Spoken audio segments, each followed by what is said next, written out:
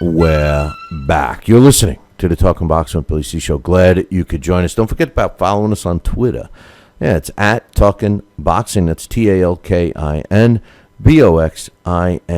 while you're at it, hook up with us on Facebook. You can join the Talking Boxing with Billy C Facebook group, or befriend one of our accounts, Bill Calogero, Billy Calogero, Daxx Khan, any of them. Just get involved. Communicate, and you will find out some good stuff. And speaking of good stuff, joining me right now, Daxx Khan, and he's going to present us his 3 fights of the week, breakdowns, predictions, all of that stuff. What's up, Daxx? What's going on? Are you stumbling over your words? I guess, and I've never been known to be short on words, and I was stumbling a little on the words there. I don't know what I'm thinking, but anyway. You're talking fast there. Leave the quick talking to me. Hey, listen, I was just going to say, at least now I know I'm going to get a break because, you're going to be rambling on for a few minutes. I'll be able to rest my throat and all of that stuff, 3 fights, man. Which 3 fights are you picking? All right, we're going to do both PBC cards. The one Friday where Larry's at the weigh-in now, the Antonio Tarver versus Steve Cunningham, and the WBO Cruiserweight title bout between Marco Huck and Kristoffer. And then Saturday we're going to do the PBC and NBC light heavyweight bout between 2 undefeated light heavyweights, Alvarez and Isidro Renone Prieto. Okay, sounds good. You're going to start with that one first? No, we're going to start out with tomorrow's card first. Okay. Go ahead. All right, I'll start out with Tarver versus Cunningham. It's about between two aging fighters, looking to make one more run at at significance and relevance. In a weight class that neither one of them have had their best success, but they're both giving it a good try. Antonio Tarver, of course, he's the undisputed former light heavyweight champion. Shook up the world when he knocked out Roy Jones Jr. He's also a former cruiserweight champion. Belt holder, I should say. The pros on Antonio Tarver is he's an excellent counterpuncher with deceptive power. He's actually scored some highlight reel knockouts due to his counters that come with precision. Of course, as I mentioned, he stopped Roy Jones with that counter left while he was under assault, and he also, early on in his career, ended a durable Chris Johnson's career with a well-timed left that, actually had Chris Johnson carried out on a stretcher, and it was his last fight. Counterpunching has also gained him wins over top-quality fighters Montel Griffin, Eric Harding, Clinton Wood, and Glenn Johnson. The cons on Antonio Tarver is, since he's such a natural counterpuncher, he tends to wait too long before letting his hands go. That cost him 3 key career fights. They were all avenged, but he shouldn't have lost them in the first place because he's a better boxer than all 3 were. It was except for Roy Jones, which I kind of contribute to Jones' age and the fact that he was coming down in weight. But he lost the Glenn Johnson fight and the first Eric Harding fight due to a lack of output. Tarver can fight as an aggressor, but when he does, his punches are wide and can easily be countered. Bernard Hopkins had a field day with that flaw. Matter of fact, Bernard Hopkins barely broke a sweat. Tarver almost hit the canvas because he tried to come in on Hopkins, and Hopkins just easily countered him. While Tarver's been down a few times, he's never been out, and that only happens when he tries to be the aggressor because he also neglects his balance. Again, with the Hopkins fight, Tarver did everything he could to stay up straight. He looked like, he slipped on a wet floor trying not to go down. He was caught off balance. That aggressive stance of Antonio Tarver has only worked against B and C level competition so far. Steve Cunningham on the opposite side, we have the former undisputed cruiserweight champion. The pros in Steve is he has a long quality jab and excellent footwork. Cunningham, as a heavyweight, has increased his volume. He's also very fast for a heavyweight, and he also has a pretty long reach as a heavyweight. An 82-inch reach is, rather long. Like Tarver, he's not a big puncher, but he's not feather-fisted either. Just ask Marco Captain Huck, the cruiserweight king. Cunningham actually gave him his first career defeat by TKO. Steve knows how to dig deep. He has heart, and that heart's always been an asset. When at his best, Steve Cunningham is one of the most well-rounded fighters in the sport. The cons on Steve is, like his opponent, he can often fight out of the norm. Steve will get drawn into a war when he should stick to boxing. Sometimes he's a little too brave for his own good. He has a solid chin, though. He's only been stopped once, and that was by a much bigger Tyson Fury, who was 6 inches taller, outweighed him by 50 pounds, and he fought rather dirty. That's if we don't remember, Tyson Fury was a little bit embarrassed when Steve Cunningham caught him early and dropped him with a nice right hand to the forehead. The visits to the canvas, though, have cost him on scorecards, especially early. It cost him against Johan Pablo Hernandez twice. place. The early knockdowns, when you look at the fights that take place in, have actually been the deciding factor in those bouts. All judges also seem to be a little harsh on Cunningham. He's lost a few fights he should have won. I thought he won both Atomic fights, and I actually thought the Glasscoff fight was much closer than the scorecard reflected. So when a fight goes the distance, you never know how the judges are going to look upon Steve for some reason. When you see Steve Cunningham going to the scorecard, it's kind of a nail-biter. But my official pick overall here is Steve U.S. versus Cunningham. He has more legs, more volume. He's the bigger man overall. He has better reach. He has overall size, as I stated. And prior to 1990, Steve Cunningham would have been actually a normal-sized heavyweight and bigger than a lot of guys out there. So I have no question in my mind Steve's going to put on a great performance tomorrow, and he might actually get a chance to fulfill his dream and fight for a world title. Interesting. For some reason, a lot of people give Antonio Tarver a lot more credit than I believe he deserves. I think that, just like you alluded to earlier, his big fight was his win against Roy Jones Jr. Aside from that, he hasn't been an exciting fighter. Yes, he can counterpunch, and he's a southpaw and all of that, but he's still 40-something years old, and I just, even in his prime, I didn't think he was all that great. And like you, I'm picking Steve Cunningham. I'm having a hard time going against Steve Cunningham, even though I haven't really been a big, long-time fan of his. But I agree with you that in his fights as a heavyweight, his volume, I think your key is his punch volume, and Antonio's lack of volume should give Cunningham at least an edge on scorecard. So I'm going with you, man. I'm taking Steve Cunningham on that. So the first one we agree on. What's the second fight you're going to do? We're going to do the WBO Cruiserweight title fight between Marco Captain Huck and Kristoffer. All right, man. Tell us about that one. All right. The pros on Marco Huck is he's a physically strong fighter who possesses a high compact guard, and he's able to absorb a lot of punishment that way.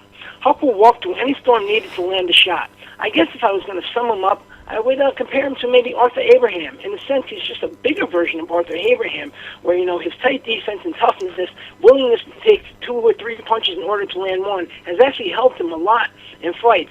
He seldom takes a step backwards, and because he can take so much punishment, and because he always comes forward, it wears opponents down. A tired opponent is one that's, easily, beatable, especially, if it goes into the deep waters, which Marco Huck is able to bring a lot of high-quality opponents in. Huck is a solid finisher who, once his opponent is hurt, he seldom lets him off the hook. His attack working behind the jab is difficult to keep him off you because he's so strong, and he's willing to stand in at all costs. Even the bigger, stronger Alexander Povetkin, who just might be the second best heavyweight in the world, had troubles with the willingness and raw toughness of Huck. The cons on Huck is, again, even though absorbing punishment and being able to walk through the flurries just to land one is an asset, it's also, a big, one of the biggest issues that he has, because not only is he taking a lot of punishment, but he's not the fastest fighter. When he throws punches, he can also be wide and looping. He misses his intended mark at times. And just like I was stating, how a guy can get worn down and they don't actually look their best and they become easily beatable when they get tired, that's happened to Huck in the past. That's exactly what happened to him against Steve Cunningham. He threw wide, he kept missing, Steve moved his head a lot, Huck just got so tired, Steve easily put him away in the end. His corner had to rescue him. As I stated before, he is able to dig deep in those moments, and he has been able to overcome a lot of his shortcomings inside his skill set because of those. But as the body ages, the less you can handle, you're not able to take what you used to. Add the fact that Huck has recycled opponents over the last few years. We don't know how far he's going to, how well he's going to fare or push against an opponent he's not expecting. His last 6 fights, he's actually fought the same guy 2 times.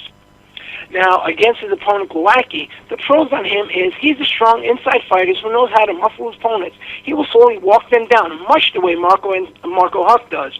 On the inside, he lets the jab loose and then a power punch that creates damage. And he's also, like his opponent, Marco Huck, relies on determination to get through those rough moments. His chin is solid. He's an intimidating figure in the ring when you look at him. He's kind of a compact pit bull.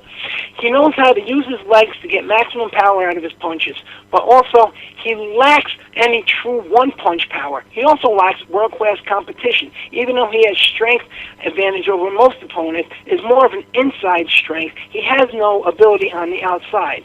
I think that Huck is going to do like he does to a lot of his opponents, where Glowacki down slowly. And because Glowacki has a lazy jab, Huck is going to bring himself to a decision. But on the other hand, I'm going to tell you this much, as excited as I am to see Marco Huck here, I have a feeling this is going to be a boring fight because you have two guys going in there that are so very similar. They almost have the same exact game plan. It'll be looking like they're in a mirror, I promise you. So who's your official pick? Marco Captain Huck, I stated, because of the experience and because of the fact that he's been able to wear through stuff. Glowacki, we don't really know how far he can go because he's never been on that upper level of competition. I think Huck is going to wear him down, but I don't think it's going to be as an exciting fight as we're hoping to see. It's going to be a boring fight with a slow pace. I think Huck learned a valuable lesson when he fought Alexander Povetkin. I thought he won that fight. It was extremely close, and he ended up getting robbed on the scorecards. And the reason is because his output. He was too cautious and stopped throwing punches that ultimately cost him the fight.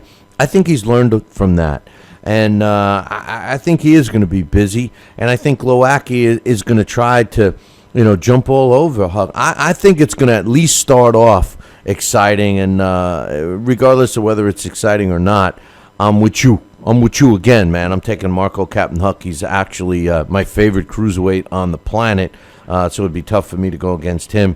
The last fight, tell us about that one. And just real quick on that, that's why I'm so disappointed in this fight happening. Like you, I'm excited to see Marco Huck. I'm a big fan of his, but when I sized the two of them up and I went over the footage on them, they're so similar. You know what happens when you get two guys with the same exact style in there. Right, a lot lot the last of fight, of course, is the Ilya Alvarez against. I'm sorry. Now look what you're doing. Now you got me sitting there.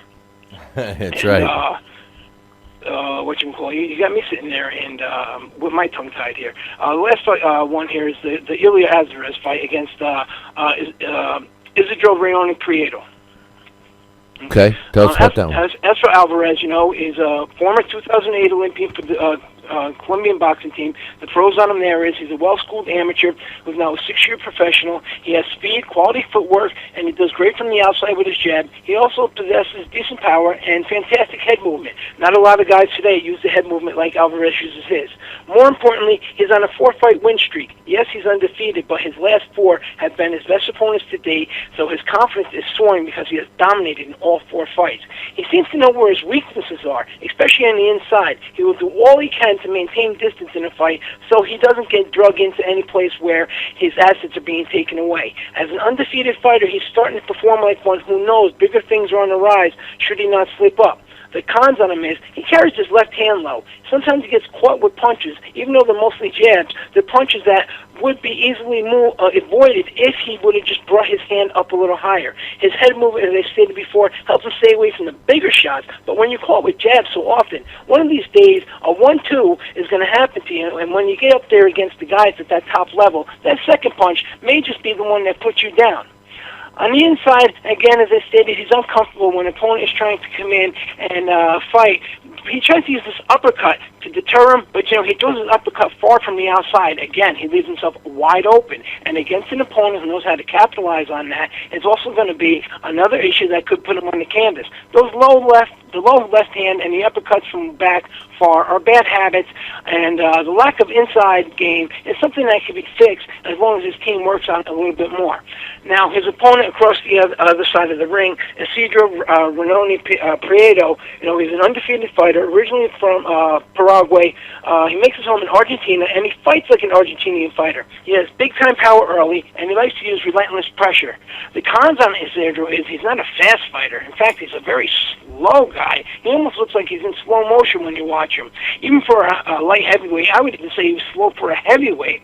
But just like Alvarez, he has a couple of bad habits of throwing punches from too far away, which makes him easy to be countered. The difference between the two is Prieto has a good inside game, and he can kind of muscle his opponents in close, but is he strong enough to keep Alvarez on the inside? I really don't think so. My official pick here is Elite Alvarez, the speed, quality of opponents, and the fact he's able to use his jab from the outside and capitalize on the lack of speed by Prieto is going to be what takes this one for him. Either way, though, don't look too surprised if Prieto makes Alvarez a little bit uncomfortable by coming in early, and Alvarez doesn't know how to deal with the pressure on the inside. If Alvarez can't make him respect his power, it could be an upset. But officially, I'm picking Alvarez. Yeah, I'm with you too. I'm picking Alvarez myself. So that's all three. We're on the same page. I hope all three don't lose. But hey, I was right on all three last week, and they all turned out the way I expected them to. The disappointing thing here is a conversation that you, me, and Alex and with Larry, have been having in an ongoing way. Some of these O's at the end, are kind of making these fighters look better than what they really are. Prieto is a perfect example. He's a tough guy. He has a lot of heart, but, he hasn't really beaten anybody. Same thing for, Marco Huck's opponent. Marco Huck's opponent, is somebody who hasn't beaten anybody of name. I don't think he's fought more than one or two fights out of Poland. So, what are we actually getting here? Are we being snowed, or are these guys actually going to put up a good fight? Or are they actually really pulling the wool over our eyes, Bill, by snowing us with people that they know nobody here has any knowledge of, and then that O is going to be the selling point. And then when they lose that O, it's going to make these other guys look twice as spectacular, because we know the O means everything nowadays. You're right, and that's exactly what the PBC is all about. Occasionally you got to slip in, some real fighters, and I honestly think that the Tarver Cunningham fight is a real fight. It's a real fight between two guys that need it. Now, whether the right guy wins on the scorecards, if it goes to that we have to wait and see. But thank God that Larry Hazard's in charge, because if you see some shenanigans go on with the scorecards, I hope that he would do something about it. He, has sung that song, so hopefully he would. So we'll have to wait and see. Hey, great job as usual. Daxx, you do a very complete job. I wanted to get your thoughts on some stuff.